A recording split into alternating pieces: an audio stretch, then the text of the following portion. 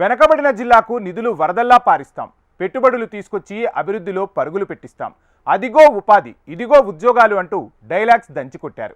స్వయంగా కేంద్ర రాష్ట్ర మంత్రులే హామీలు గుప్పిస్తే నిజమే అనుకున్నారు. కానీ కాలం గడుస్తున్న కొద్దీ అదంతా ఉత్తి మాటలే అంటున్నారు అక్కడి యువత.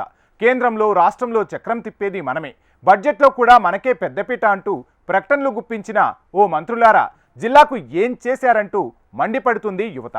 ఇంతకు ఏంటా జిల్లా, ఎవరా మంత్రులు? Watch the story. అన్నీ ఉన్నా అల్లుడి నోట్లో శని అన్న చందాన శ్రీకాకుళం జిల్లా పరిస్థితి తయారైందట. ఎన్నో సహజ వనరులు, ఎంతో స్కిల్డ్ యువత ఉన్నా ఉపాధి మాత్రం ఎండమావిగానే మారిందట. దాని పర్యవసానంగా జిల్లాలో ఏళ్ల నుంచి సాగుతున్న వలసలకు కళ్లెం పడటం లేదు.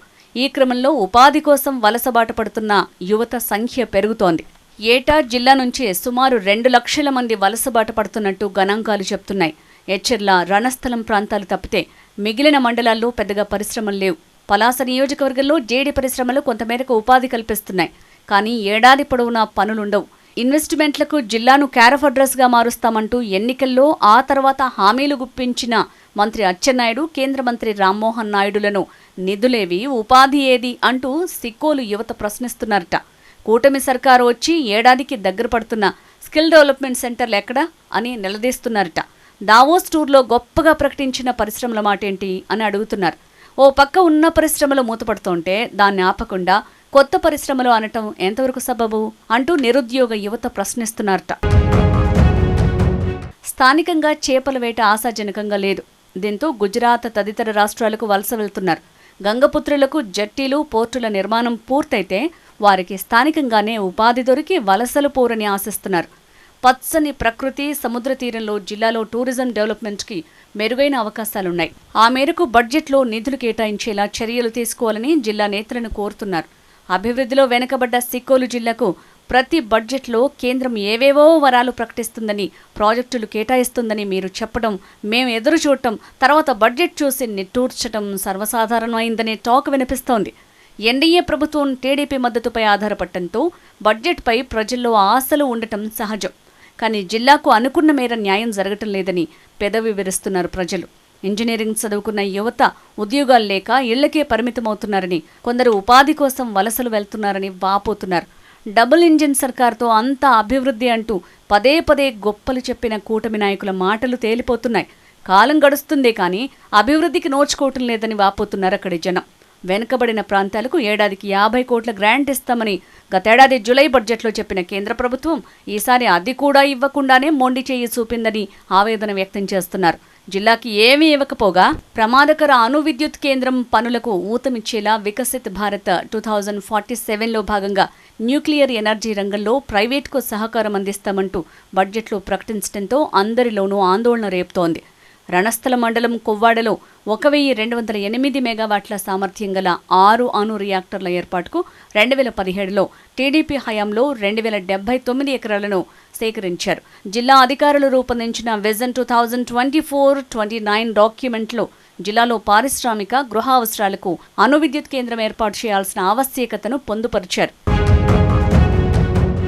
జీడి పంటకు మద్దతు ధర కల్పిస్తామని, జీడి బోర్డు ఏర్పాటు చేస్తామంటూ పలాస ఎన్నికల ప్రచారంలో చెప్పిన చంద్రబాబు వారికి న్యాయం చేసే విషయంలో చొరవ చూపటం లేదనే విమర్శలు వినిపిస్తున్నాయి. కేంద్ర ప్రభుత్వం దిగుమతి సుంకం తగ్గించడం వల్లే ఆఫ్రికా దేశాల నుంచి జిల్లాకు వెల్లువలా జీడిపప్పు వచ్చి పడుతోంది. దానికి తట్టుకోలేక ఇక్కడి రైతాంగం సతికిలబడింది. జిల్లాలో కొబ్బరి బోర్డు ఏర్పాటు చేయాలని చాలా ఏళ్లుగా డిమాండ్ ఉంది. కవిటి ప్రాంతంలో గతంలో భూసేకరణ కూడా లేదు. రైతులకు, జిల్లా ప్రజలకు మేలు చేసే ప్రాజెక్టులు, పథకాలను వదిలేసి చంద్రబాబుతో పాటు అచ్చెన్న, రామన్నలు ఇద్దరు పెట్టుబడులు, పారిశ్రామిక అభివృద్ధి అంటూ పాత రాగమే ఆలోపించడం ఎంతవరకు సబబు అంటున్నారు ప్రజలు. మూలపేట పోర్టు, దాని పక్కనే 10,000 ఎకరాలతో ఇండస్ట్రియల్ కారిడార్ అన్నారు కదా, అదెక్కడా అని గుర్తు చేస్తున్నారు.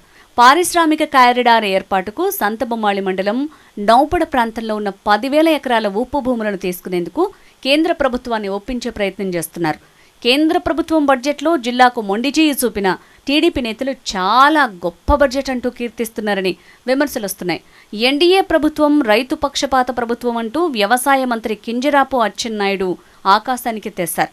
రైతులు, మహిళలు, యువత, మధ్యతరగతి ప్రజలకు లబ్ధి కలిగేలా ఉందంటూ వ్యాఖ్యానించారు. రైతులకు సబ్సిడీ పెంచకుండా కిసాన్ క్రెడిట్ కార్డు ద్వారా రుణ పరిమితిని 3 లక్షల నుంచి 5 లక్షలకు పెంచడాన్ని ఆహ్వానించారు. అబ్బాయి రామ్మోహన్ నాయుడు కేంద్ర మంత్రిగా ఉన్నారు. బాబాయి అచ్చెన్నాయుడు రాష్ట్ర మంత్రిగా ఈ జిల్లా నుంచే ప్రాతినిధ్యం వహిస్తున్నారు. వీరిద్దరి కృషితో ఇప్పుడైనా జిల్లా రూపురేఖలు మారతాయని, పెట్టుబడులతో యువతకు ఉపాధి అవకాశాలు దొరుకుతాయని, ఫలితంగా వలసలు ఆగుతాయని ఎన్నో ఆశలు పెట్టుకున్నారు సిక్కోలు ప్రజలు. అచ్చెన్న, రామ్మోహన్ నాయుడుల సహకారంతో జిల్లాలో రోడ్ల అభివృద్ధి, సీసీ పోర్టుల విషయంలో కొంతమేర పనులు జరుగుతున్నా ఉపాధి మార్గాలు చూపించే పరిశ్రమలపై ఇచ్చిన హామీలను నిలబెట్టుకోవాలని ప్రజలు ఆశిస్తున్నారు. ఇటీవల దీపం పథకాన్ని సీఎం చంద్రబాబు శ్రీకాకుళం జిల్లాలోనే ప్రారంభించారు. అరసవల్లి రథసప్తమి ఉత్సవాలను రాష్ట్ర పండుగగా నిర్వహించారు. ఆలయం అభివృద్ధికి చర్యలు చేపట్టామని, కేంద్ర ప్రభుత్వంతో చర్చించి అరసవల్లి ఆలయాన్ని ప్రసాదం స్కీమ్లో చేరుస్తామని రామ్మోహన్ నాయుడు చెప్పారు. శ్రీకాకుళం జిల్లాకు జరుగుతున్న అన్యాయంపై ఇటీవల వామపక్ష నేతలు రోడ్డెక్కారు. బడ్జెట్లో ఆశించిన మేర నిధులు కేటాయించలేదని విమర్శించారు. చూడాలి మరి ఈసారైనా సిక్కోలు ప్రజల తలరాత మారుతుందేమో.